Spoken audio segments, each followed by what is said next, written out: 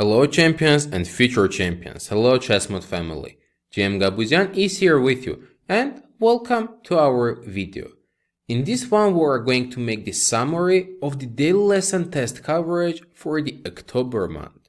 This is the first position, let's go ahead and get started. This is the test for the daily lesson strong central pawns, and it was white to move. We were supposed to figure out how to get good pawns in the center with piece sacrifice. At this moment, it seems an attractive option to play knight d5, pawn takes back and bishop takes c5. Now white is gonna get c and d pawns. But what is the issue? Black is having strong central pawn on e5. With the tempo they can play rook c8, throwing our bishop back. And now black can organize a successful blockade of these pawns through the diagonal, because bishop on f8 will join the game. That is the reason that at the beginning white plays differently. This position is from the game of Mikhail Tal, and here the chess genius played bishop takes c5. Even though after pawn takes and knight d5, now black has bishop pair, they are not gonna be on time to create a blockade against these two pawns. Bishop will be too far. Now white has two pawns and as well is attacking on f7. Black finds an interesting way to defend it and goes knight c8. Now if we take, after queen e7, this knight will be trapped. It cannot go anywhere and white is losing the piece. That's why after knight c8, in the game Mikhail Tal played f4, and this is the pawn chain he is going to advance in the center. After queen e7, he is strengthening it with another pawn on c4 square, and after bishop g7 he played knight to f3. This is the topic that these two pawns are gonna advance. They will be getting a lot of space for white, and the extra piece of opponent will be very much limited. Later on Mikhail Tal is winning in this game, and now he has a great compensation, two strong central pawns for the piece. Let's go ahead and see our next position. This is a test position for the daily lesson strong flank pawns. Very similar to the previous one, but this time one of the sides is sacrificing a piece and getting strong pawns on the sides of the board, pushing them and turning into a good passed pawns. This is a game of David Bronstein as white against world champion Botvinnik Mikhail. And here Bronstein decides to sacrifice a piece on b5 square. Even though it seems very attractive to take with the knight and keep the bishop, in the game Bronstein played differently. Here is the reason. After knight takes, pawn b5 and bishop takes back, black's getting a blockade option of knight d5, pawn takes and bishop a6. This will be little bit stopping white's advancements and as well exchanging this piece. On the other hand, if at the beginning white takes with the bishop, we are keeping the knight, which is even stronger at this position. It was possible to take, but in the game Botvinnik decides to postpone this decision for a little bit. He first of all played knight d5, f takes e5, and here played bishop h6. Now white cannot remove this bishop, let's say bishop to f1, because they are losing two pawns on e3 and as well on d4. That's why after bishop h6 white cannot save the piece. It happened bishop c1, and now pawn takes b5. But this was the idea of Bronstein as well. Here white plays knight takes b5, and in a few moves white knight goes to d6 square, becoming a very strong piece.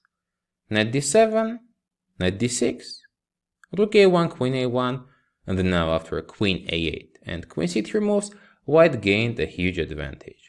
The reason is pawn on the b4 is gonna be advanced, c6 will become a dangerous threat, and black is not having much space and good blockading options to stop these pawns.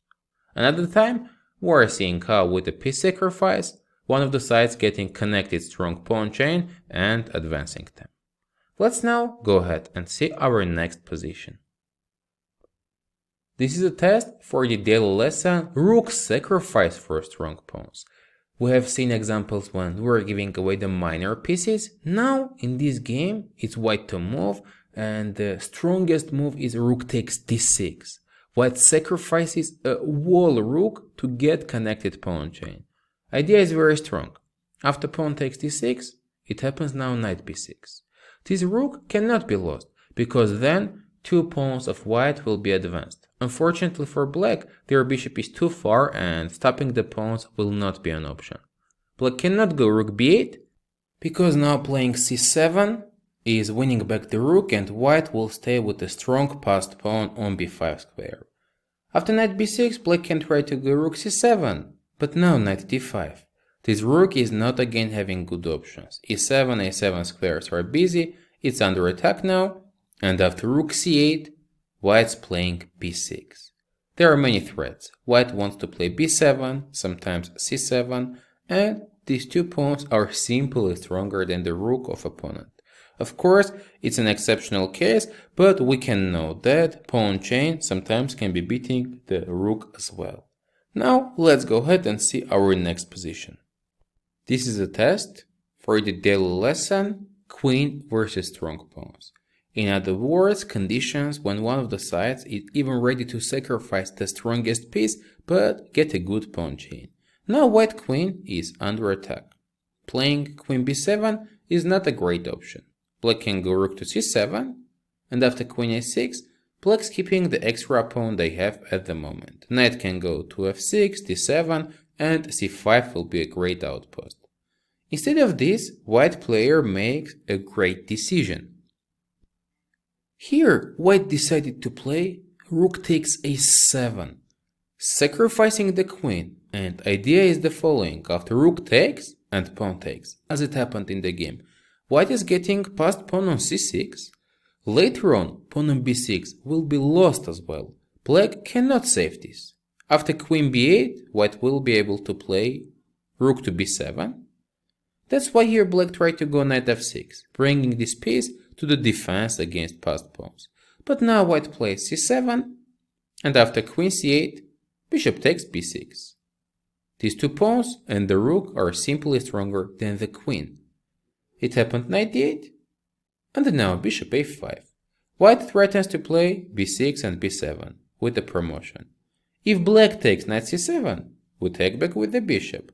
Now we gained another piece and already have rook and bishop versus the queen. As well, advancement of b pawn is gonna be decisive. That's why the beautiful rook a7 move with the sacrifice of queen is the greatest decision in this game. Let's now go ahead and see our next position. This is a test position for the daily lesson, poor knight in the center. At this moment, white knight on c3 is under attack, and there are two interesting central spots, the one on d5 and the other one on e4. One of them is good and the other one is wrong. The goal was to figure it out. And let me tell you that going knight d5 is a huge mistake. Even though it seems attractive to have knight on such a central spot, this knight is supported by pawn on c4, and it can be easily destroyed with b5 strong move. Now white cannot take this because knight is hanging. As well, protecting pawn on c4 is not an option, because after rook c2, black takes and knight on d5 is hanging, so black's winning the material. That is the reason that, at the beginning, white is supposed to locate the knight on e4 square. It's now supported by pawn on f3, as well as this square it's attacking pawn on d6. If black goes d5, white can take, and after rook d5, there is a weakened isolated pawn on e5 square. White can play rook c2 with a better endgame position. Now let's go ahead and see our next example. This is a test for the daily lesson, don't resign in Drawish positions. It's from a game of white as Magnus Carlsen against Topalov Veselin, and here Topalov resigned. The reason is that he thought white's threatening to play queen h7 check, and after king f8, queen h8 is winning the knight. Only move is king e7, and queen g7 wins. But he missed a defense that, in this position, black had the chance to play queen d5 check. And after f3, going e5, black brings the queen to the long diagonal. And after check and king f8 moves, now queen h8 is no longer scary because queen g8 is existing. Black is covering, and now white has to give the perpetual check with knight h7, king f7, knight g5. So Basically at this moment Topalov resigned in a Drawish position. Very big mistake. Try always to be very careful and before giving up check all of the available resources. Now let's go ahead and see the next one. This is a test position for the daily lesson. Don't resign in winning position. It's even a better version of previous one. At this moment, black bishop on d4 is under a pin and black cannot remove it successfully because rook on d7 is hanging. That's what black player thought and the reason he gave up. But black was having very beautiful option to win this position with bishop g1. Even though black leaves rook on d7 without attack, white cannot take, cause queen h2 is mating. Otherwise, after bishop g1, white need to protect threats through the d file and the mating threat. If white's capturing on g1, we're winning the queen. Otherwise, white cannot survive it, and that's the reason position is winning for black. Very big mistake, costing a full point for black player. I will repeat myself. Before giving up, check all of the available resources. And now let's go ahead to see the next one. This is a test position from the daily lesson. Trust no one, even Nepo. The topic was that sometimes some strong players are blundering, but we're thinking that they are very strong to blunder and not accepting these things. This is a position from the game of two world champions. Alekhine plays against Ave. And here Ave as black played queen to e5. Queen was under attack, now black's attacking the knight on c3 on their own. In the game, Alekhine trusted his opponent and played bishop b2. Later on this game was finished in a draw. The thing is, queen e5 is a terrible blunder. White can now play queen h8 check. This is forcing black king to leave f7 pawn unprotected. As well, after king takes, there is gonna be a fork option after knight f7. So after king g8 and knight takes e5, white is staying with two extra pawns and is absolutely winning. As I mentioned once again, trust no one, and if you think your opponent blundered, you need to be brave enough even if you are playing against a strong player. Now let's go ahead and see the next one. This is the test position of the daily lesson Activate the Knight, and the question was how to be with this knight on b3 square. When we're looking for a knight's improvement, we're thinking about the outposts. And there is a great available square here for the knight. It's on d5. White can obtain this, even though it takes a little longer than usually. White here played knight a1. Idea is to play knight c2, knight e3, and d5 square will be a very good outpost. In the game it happened g6, knight c2, knight g7, knight e3, and as long as white knight is getting access to this square, white has already a nice advantage. Very important thing to notice when your pieces are not located well. In this one we have seen how to improve the knight, but always we are supposed to think in this way. In quiet positions, improving the pieces is a very nice skill. Now let's go ahead and we will see another example. This is a test of the daily lesson Make Your Knight Happy. This is the improved version of the previous one. If the other one was containing only the maneuvers, this time, in order to activate, white is ready to sacrifice material. Now white has very strong rooks, with the potentially pressure through the f-file, and queen next to opponent's king. But our knight is blocked. Pawns on d4, h4 are stopping it, e5 pawn is limiting this, and opponent's pawn on h6. That's why white now is ready to sacrifice strong pawn on the e-file and play t6 move. If black now takes with the queen, knight on c7 will be lost, as well after a6. If black takes with the pawn, white goes knight e5, getting a monster here. Now it's controlling a lot of important territory. After rook f8 move, it's supporting important rook f7 option. And now queen g7 is mating. After a6, if black takes with the knight, we still can play knight e5. Now playing f6 is not an option, rook f6 is winning, since there is a pin. As well, after knight d5, black cannot protect the pawn. Rook f8 is not enough. White can take this, and at rook f7, rook takes back. White is getting monster pieces. Most importantly, the knight is on the central outpost and supporting power of the rook on the 7th rank. That's why, at the beginning, sacrificing the pawn for e6 in order to make this knight stronger is a great decision. Now let's go ahead and we will see another example. This is a test position for the daily lesson, meet h6 with h4.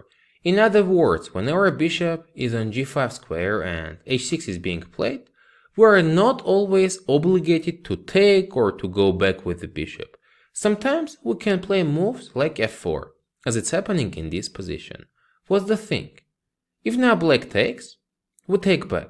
The h file is getting opened, and that's great for white. If now black is giving back the piece, white's getting a good attack with the open line, but black cannot keep the piece as well. After knight d5, queen h7 check is mating, king f8 and queen h8 checkmate. At the beginning, if after f4 black is not capturing, what's the advantage of this move? Let's say after rook a8, white wants to go g4, and now white is not wasting time on this bishop retreatment. On the next move, white wants to take, and after bishop f6, play g5, quickly opening up the line and building strong attack against opponent's king. So as we learned, often if our bishop is being under attack, we can make moves like f4, and as we have seen in this daily lesson, if there is a pawn on the h file, we go h4, in order to open up the line and activate the rook. Now, let's go ahead and see the next position.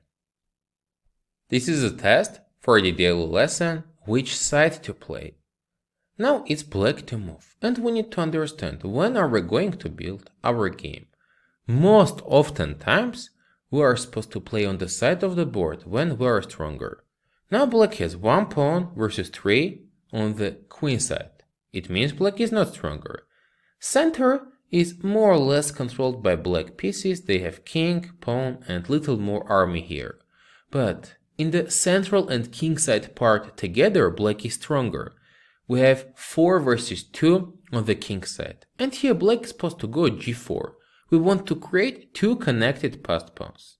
After rook d8 pawn takes g4, black takes back with the knight. Now black has knight, king, 2 strong pawns, rook will be supporting them, and that's how we figured out that black needs to play in the central part of the board and a little bit on the king side.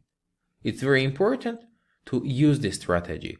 If here black tries to play on the queen side, this game will be stuck, and white has more resources here. In other words, chess is like a math. If you have more resources, this means you have the advantage. Of course, there are a lot of exceptions possible, but in general, it's a very nice rule to follow it up during the game, to make better and faster decisions. Now let's go ahead and see another example. This is a test of daily lesson, play where opponent is weak. Very similar to the previous one. What is the logic? This time, white is not really stronger on any of the sides. On the queen side, we are equal. Center is the same. On the queen side, white again is not having anything extraordinary. Queen, 2 pawns, same for the black. But if we see black is not doing good on the queen side, there is a bad pawn on c file, separated pawns from each other, and this pawn is a great reason to start the pressure. Here white plays knight e5. Now bishop on g6 should be removed, as otherwise white wants to take and create another pawn weakness. That's why after knight e5, black has to play bishop h7, and now rook ac1. After rook ac8, white's going rook c5, planning rook to c1, knight can go to d4 square, queen can join this pressure, and in total, white is playing against the weakness of opponent, creating a very nice game. Let's now go ahead and see another example. This is a test position for the daily lesson, play where you are weak. It's another version of the same topic. This means concentrating pieces or getting rid of the weaknesses you have. At this moment, both sides are doing equally on the king side and in the center, but c5 square on queen side is very much vulnerable. It can be a great outpost.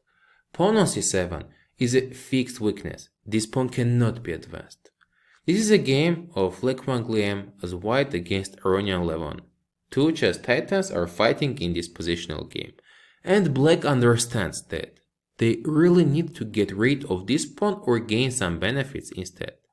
At this moment, Aronian played e5, since d4 pawn is the one which is blocking pawn on c5. White is trying to keep it all the time and black wants to exchange it. Now there are few options available. If white goes e3, which didn't happen, black now can take. Pawn takes back and knight b6. Even though pawn is still on c7, white is also getting isolated pawn in a center, which can be considered as a weakness. After e5, Lek Wang played knight bd2 move, and what is the downside of this? Black is on time to exchange on d4, and after knight d4, bishop g2 and king g2 moves, black is getting rid of the weakness, playing c5. Pawn takes back, bishop c5, and later on Aronian is winning in this game, having two pawns versus one on the queen side. It's another possible technique when you are not stronger anywhere, when opponent is not having weaknesses, and you are trying to get rid of your own weaknesses. Let's now go ahead and see the next one. This is a test for the daily lesson, play on potential strong side. In other words, even if at the moment you are not having an advantage on one side of the board, but you can have it in future, it's also a good reason to start the game. At this moment it's tricky. Even though it seems like black has some advancement material on the king side, they are not weak here. Black has a huge concentration of pieces. On the other hand, black has almost no pieces on the queen side, and the good idea is to open it up. Here, white player goes for b4 move. If now black takes, with queen b4, two pawns are under attack. After b4, black has to go b6, but that's what we're exactly looking for. Now white plays b5, fixing this pawn. And after knight f7, as it happened in the game, going a5. The idea is white is trying to open up the a file, creating a pawn weakness on b6 and activating the pieces. It happened knight d7, pawn takes b6, pawn takes and rook a7.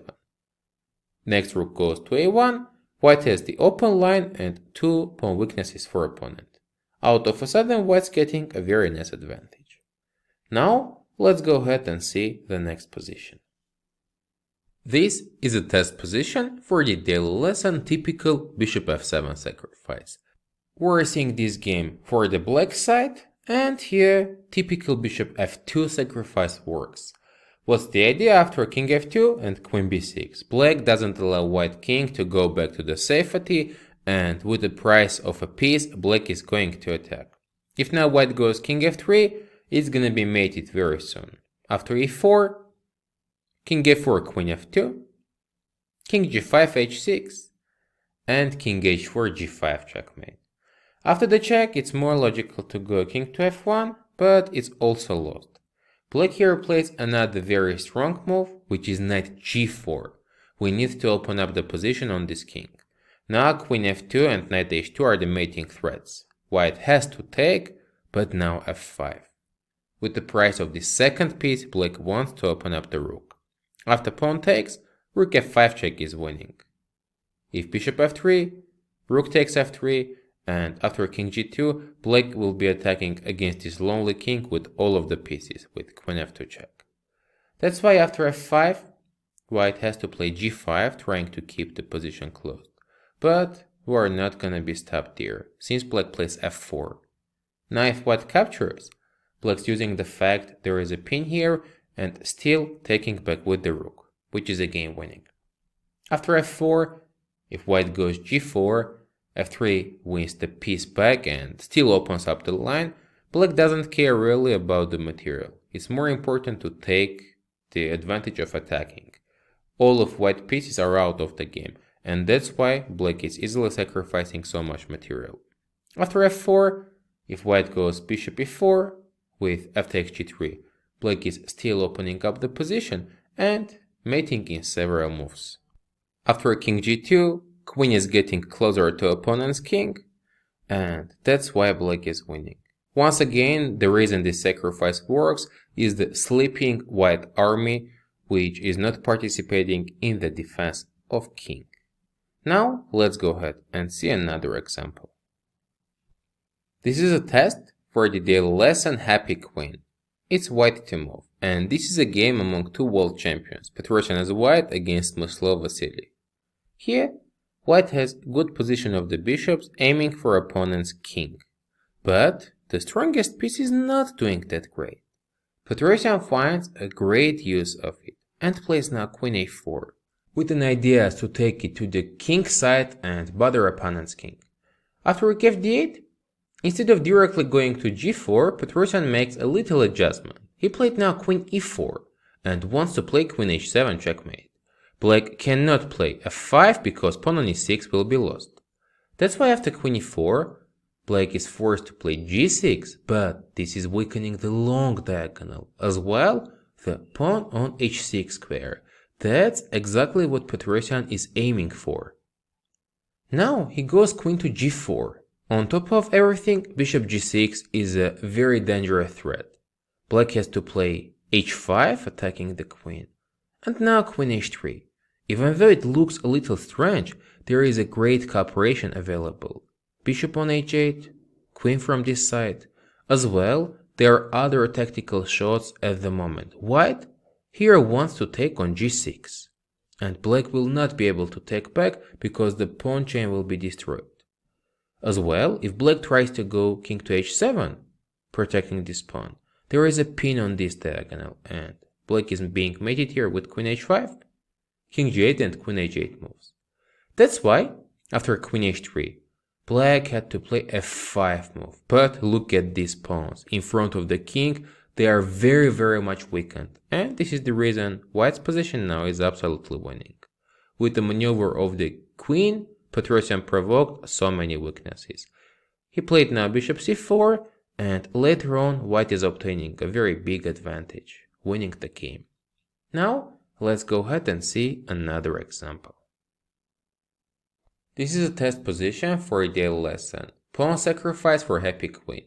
Very similar to the previous one, but this time, as you are guessing, one of the sides is giving away material to have a better, strongest piece. Now, white has a good control over the b file, but black is successfully protecting it and we don't have any entry squares. How to use our queen is the question. The diagonals are closed, and what can we do? Exactly, we can get rid of this pawn, and here white plays f5. If black here takes with the bishop, queen b7 is winning the rook. After f5, white wants to go to queen h2 after pawn takes f5. With this move, white is creating a lot of threats, queen e5, queen c7. In the meanwhile, black king here is completely naked, and when we bring our queen, with the support of this pawn and bishop, white creates a very dangerous attack. That's why this pawn sacrifice is very strong and white obtains a huge advantage. Now, let's go ahead and see the next example. This is a test for the daily lesson close defender's way. In other words, at this position white is missing a piece, but black has a very strong defender, that is the queen on the long diagonal. For example, if white is trying to continue the attack with rook c8 check, black can take, and after queen c8, successfully play king a7. All of the threats are covered at the moment. Queen is controlling this line. That is the reason at the beginning, white cannot play rook c8. Playing another move like queen c6 and creating mating threat is not a good option, since black has 1, 2 and 3 attackers. The rook on c7 will be lost. Black can take it. That's why white at the beginning needs to prevent this queen from the defense, and now white plays f4, closing the diagonal. Queen c6 is a decisive threat, so if black goes queen g4, this move now is winning. Queen b7 is unstoppable, or if black takes, we can take. king a8 and queen takes d8. Otherwise, after f4, black is not having much options. Rook c7 is leading to the same outcome, with take and rook on d8 is hanging. As well, if black goes rook d6, taking it out of the fire. White's winning with rook c8 check, and now mating. Rook takes, queen c8, king a7, and rook c7 checkmate. So with the beginning very quiet, but at the same time super powerful move, white's winning, preventing opponent's strongest defender from the game. Now let's go ahead and see the next one. This is a test position for the daily lesson Underpromotion. Now it's black to move. We have a strong pawn on a2. At this moment, since black's trying to attack, the rook c6 check is a dangerous move. Going king to d2 and leaving this pawn without any attention will be too dangerous. But as well, trying king b3 is not a great option. Now, white wants to take the pawn. Black has a couple of attractive moves, for example, queen b4 tempo. But white takes, and now king is going back to b1. Even after queen a4 check, king b1 and rook a6, black is not really having very dangerous threats. Since now with the tempo, white can destroy few important pawns. Queen f5 check, king b8, queen d5. Also now the a2 square is under control. After any checks, white will be going king to c2 and black's attack is over. That's why after king b3, black needs to use the power of this pawn. But at the moment, if black is promoting a queen, white is not gonna take on a1 because queen d3 now is winning. In opposite, after a promotion, white will take on b5 and now queen a1 is under attack. That's why after king b3, black makes an under promotion knight. a1 check, and here, if white takes, queen d3 is winning. Otherwise, if after the knight, white goes king to a2, black is keeping the extra piece. Rook a6 check, king b1 and queen a4. Now we have the same position but with the knight, which is very importantly covering square on c2. That's how black is winning in this game. Let's now go ahead and see the next example. This is a test of daily lesson SLP creating traps. If you don't know, SLP is the definition we created in ChessMood, saving lost positions. This means when you are lost, sometimes instead of resigning, you can try to figure out very interesting traps and survive in the games. At this moment, white player is lost.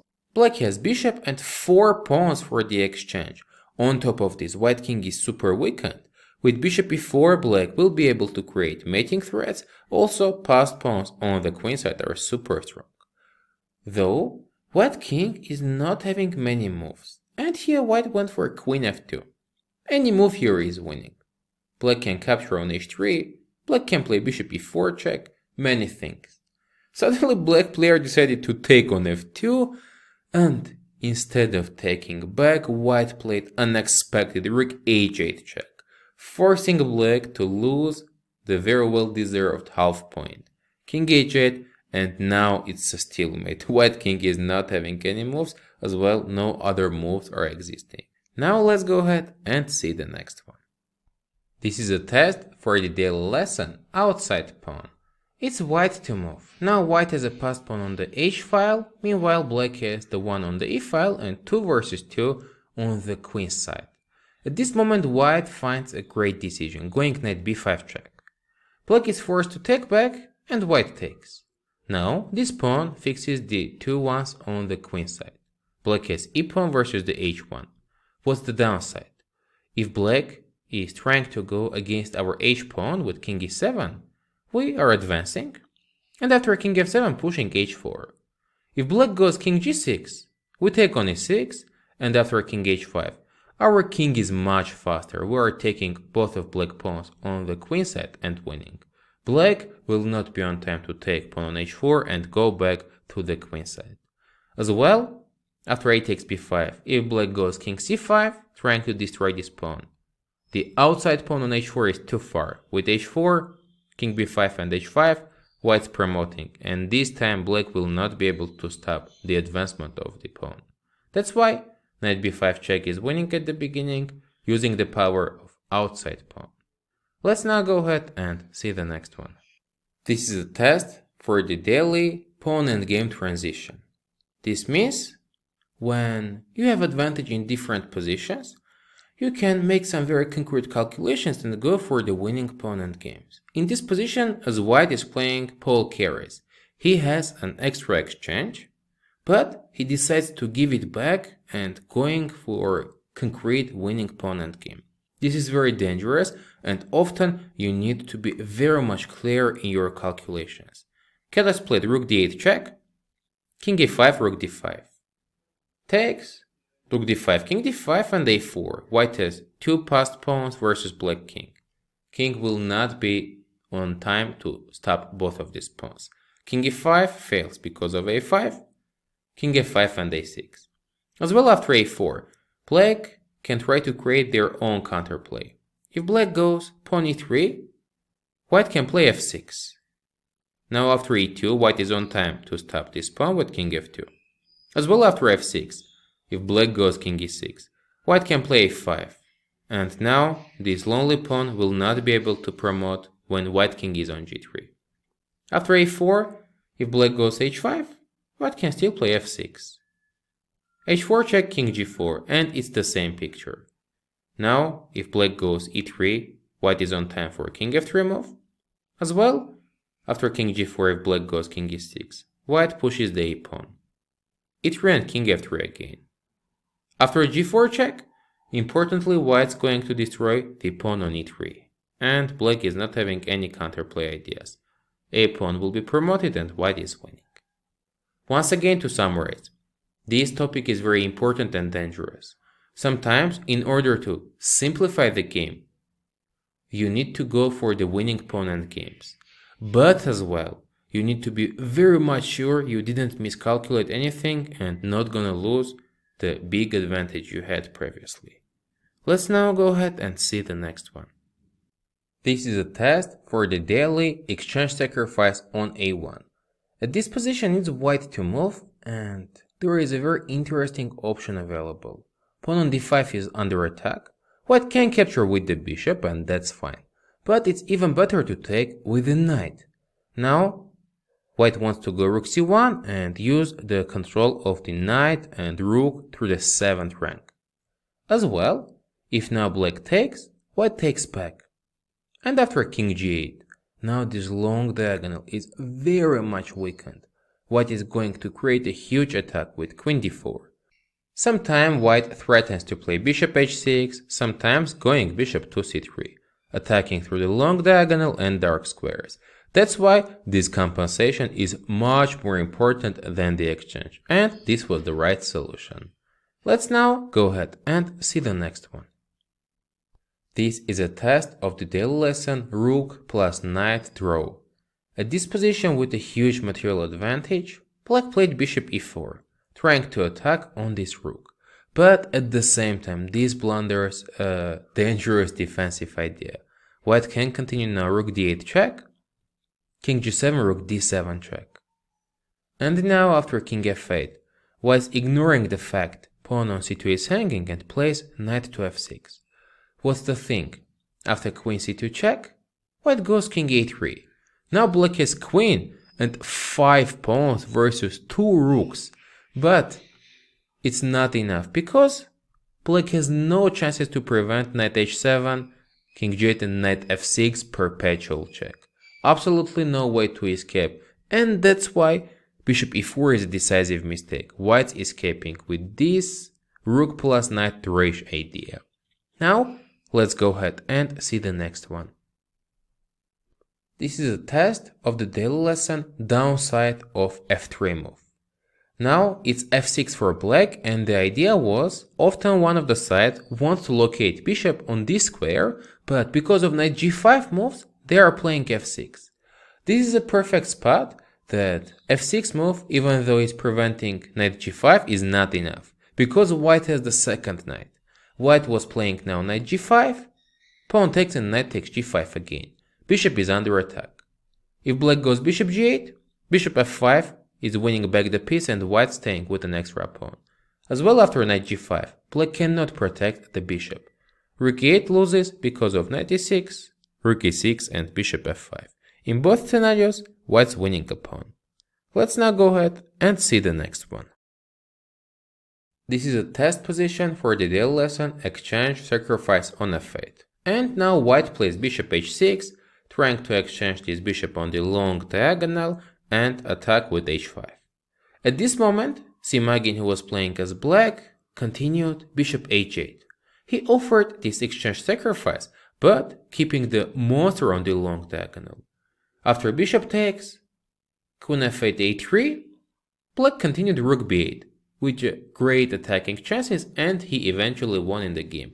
If you are interested to see the continuation, you can see it in our ChessMood courses of attacking games. Very interesting and instructive game. I really recommend you to check it out. Let's now go ahead and see the next one. This is a test for the daily lesson, artificial castling. Now black king is in the center and we need to decide what to do. Black can try to go king f7, rook f8, king to g8, but what's the downside? White is too much advanced here on the king side. Instead of this, it's much better to go with the king to the safer side. Black now plays king d7, followed by king c8, completing this artificial castle and having king in the safety. It never means if you are not castling regularly, your king is supposed to stay in a danger in some central positions. Artificial castle is a very nice and common option. Let's now go ahead and see the next one. This is a test position for a daily lesson, favorable queen exchange. Black just played queen g5. And now we need to make a decision. White cannot keep the queens. What's the thing? If white goes rook e3, knight f3 check is winning the queen on d2, because there is a pin now on the g file, and after rook f3, queen takes d2 for black. After queen g5, if white takes, black can take back with the pawn. What's the downside of this for white? Pawn on g5 is very often preventing the f4 move, and knight on e5 is becoming a very strong piece. After queen g5, white can no longer play f4 as well, because there is knight f3 check, king f2, knight d2, and white's pawn structure is getting destroyed. After f takes g5, this is a very complicated position, with good chances for black. That's why after queen g5, white needs to make a value out of their choice. They can keep the queens and forcing black to take. They played queen e3. What's the idea? Now white threatens to play f4, and if now black takes, white can take back. Already a f4 move will be possible, removing this knight from a strong central outpost, and as well rook on e3 is all the time controlling knight d3 moves as well. That's why playing queen e3 at the beginning is a great positional choice, leading to a slightly better position for white. Let's now go ahead and see the next one. This is a test for the daily lesson, grab the dangerous pawn. Last move of black was knight c5, and here was the question, if bishop h7 is a good move or it's not. In the game, white decided to capture, but ignoring the fact that this bishop will be lost, white blundered in a deep variation. The thing is that after g6, h4 and rook h8, white thought that h5 is enough to survive. What's the thing? Now after rook takes h7, pawn takes g6 is a great tactical resource. Now black cannot take back because rook is hanging. Rook g7 is not possible since rook h8 is mating. As well after pawn takes g6. The most principal rook h1 fails because of g7 and black cannot prevent this promotion. But what's the issue? After h5 at this position, black can ignore this and going knight d7. Because after pawn takes g6, black takes back. Now bishop g6 is impossible, rook is under attack. And if white goes rook h3, protecting the rook and threatening to take, black has a strong move. They are not gonna play knight f6 because g6 will be lost. Black can go knight f8, attacking on the bishop and protecting the pawn at the same time. This was blundered in the game and white lost the piece. Taking pawns like on h7 is very dangerous. I am not saying never do this, not at all. But always try to make sure this variation works and you will be able to release the piece which is capturing the dangerous pawn. Now let's go ahead and see the next one. It's the last example of our test coverage, and this is a test for the less and grab dangerous pawn with bishop h2. If in the previous daily we have seen examples when it was not working, this time we will see conditions when it's a great choice. At this moment, pawn on h7 is under attack, but knight on g5 protects it. And white begins with f4, throwing this knight away and capturing here. White wants to go back and keep the pawn, and if black goes g6, f5 is enough. What's the thing? If black takes, bishop f5 is escaping, as well after f5, if now black goes knight f8. White can take, pawn takes back and escaping with bishop g8 move. White is staying with a clear extra pawn and winning position. As I have mentioned previously, this was the last example of our daily test coverage. Lot of interesting positions, and I am sure you had a lot of correct answers as well. JM Gabuzyan was here with you. Thank you for your subscriptions, likes, and sharing this video with your friends. We appreciate it a lot. I will see you next time during our next daily lessons.